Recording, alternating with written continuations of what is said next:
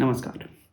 कुछ वीडियोस पहले मैंने एक वीडियो अपलोड करी थी which was about Brahmin hatred, whether it was real or not. It was a talk of J Sai Deepak, and there were a lot of comments on that video. There people had so many opposing views, and I liked the fact that there was so much healthy discussion going on in the comments, and no one was actually abusing anyone, or so that is the spirit of the debate that we should be having. Anyway, to continue with that debate further, I have another video here of J Sai Deepak. I will give the link to that video in the description. Also, I will add it to the iCard so you can check that video out. Now, let's jump into this video and see what J Sai Deepak is talking about now. It is about caste based reservation, so which is like a very controversial topic throughout and has been for many years. So let's see what's his take on that topic. I will give link to this video in the description as well. Go and check it out. Come and react with me. Give my video a thumbs up. If you're new here, subscribe to the channel because I know a lot of people just watch the video and move on. Please do subscribe so that you can keep on getting notifications when a new content is uploaded. Anyway, let's start with the video. Yes. I would like to know your reasons for which you support the caste system based on you support the reservations based on caste system and not on the based of economic inequality. Great. It feels like she had memorized the question and yet she slipped up because maybe it was new to her speaking out in public. Anyway, the crux of the question is why does he support the reservation based on caste system and not on the basis of economic background? You must have gotten that already. So, most individuals, when they have an opinion, it is shaped by their personal experience. There's a decent chance that my position is biased by my personal experience. Allow me to use a few politically incorrect terms. Going by today's definition, I'm a Brahmin, but I don't think I'm a Brahmin in conduct or in mentality. I see more of Rajasic tendencies in me, and therefore perhaps I should have been in a different caste, so to speak, or a different category, so to speak. Despite coming from that background, I come from a low middle class family, so I was always educated in state board schools, in Andhra state board schools. The one thing that is common to most students who are products of Andhra Pradesh state board schools is that whenever they are pitted against students who come from the CBSE medium of education, they always have a sense of inferiority. I've noticed that. Maybe over a point of time, it evens itself out. But at some stage, that exists. Okay? So the question that I asked myself was, it's not only for that particular stage. The people from UP board feel inferior when compared to CBSE or ICSE.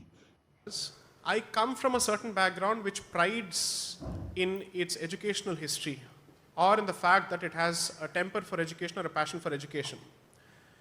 And if someone who comes from that background suffers from a certain amount of complex only because he's been educated in a state board education or in a state board school, imagine the mental strength or the mental state of mind of someone who's come from a family that has witnessed or that has been subjected to oppression for thousands of years, or at least at the very least 500 years.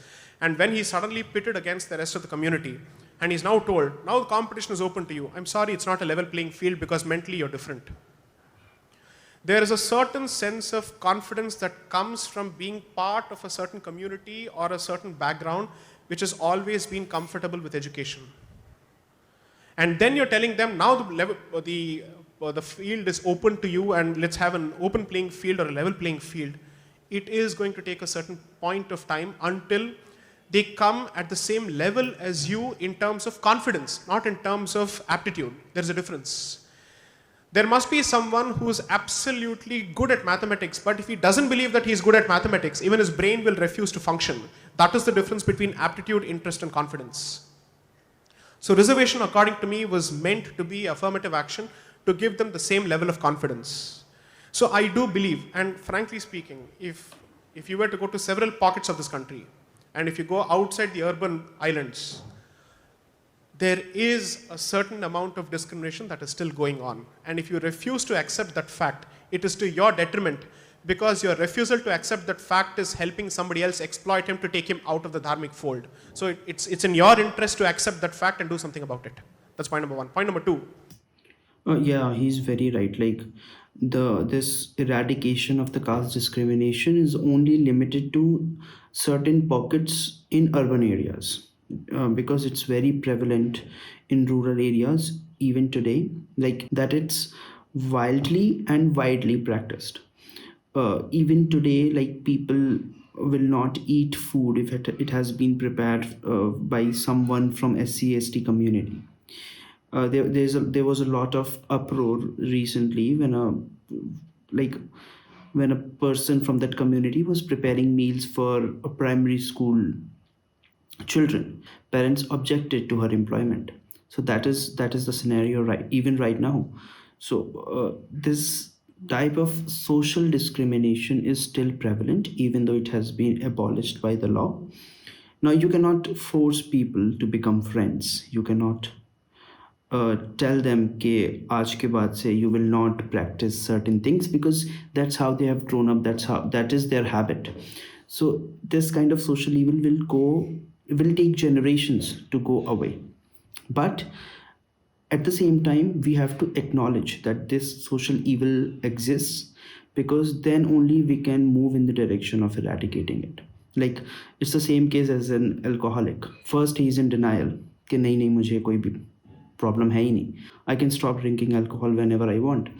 When he moves out of that stage of denial and accept the problem, then only he can pursue a solution.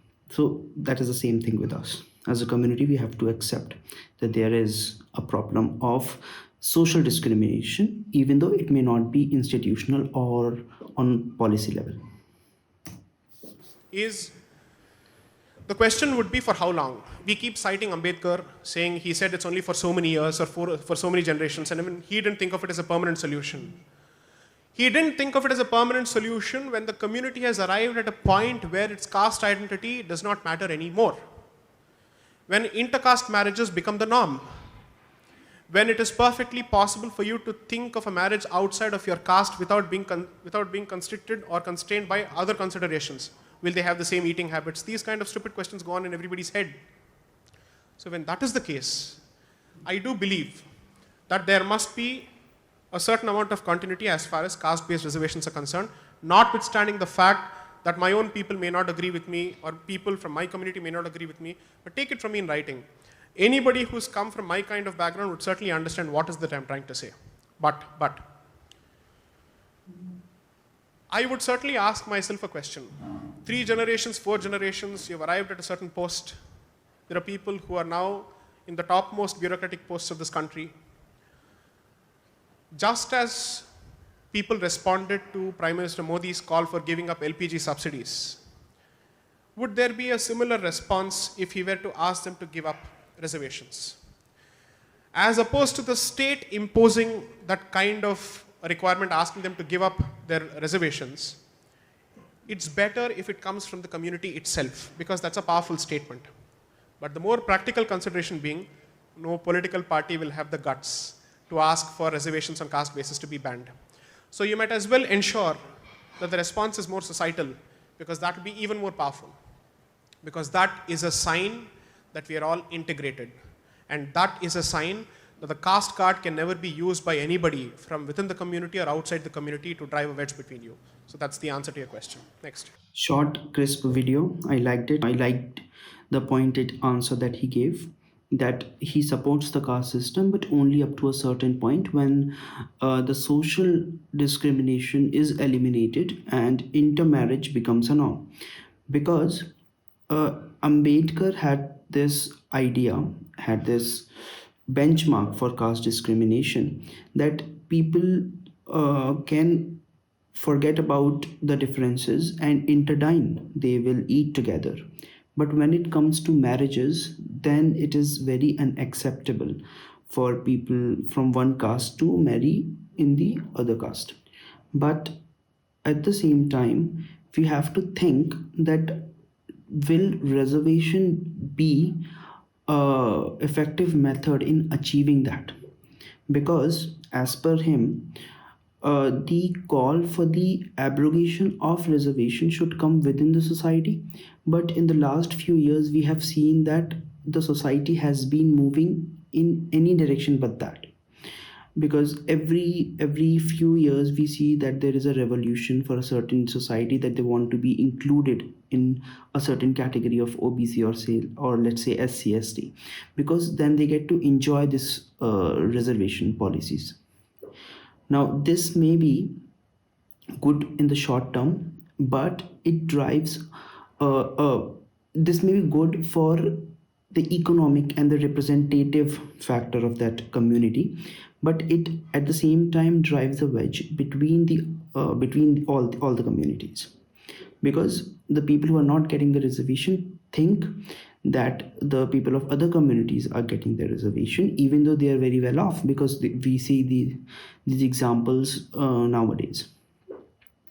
So we have to keep that in mind. Will reservation be an effective tool in eliminating social discrimination? I'm not talking about political or institutional level of discrimination based on caste. So with that, I would like to end this video. Thank you for being here till the very end. Please subscribe to the channel, like the video, and I'll see you guys in the next one.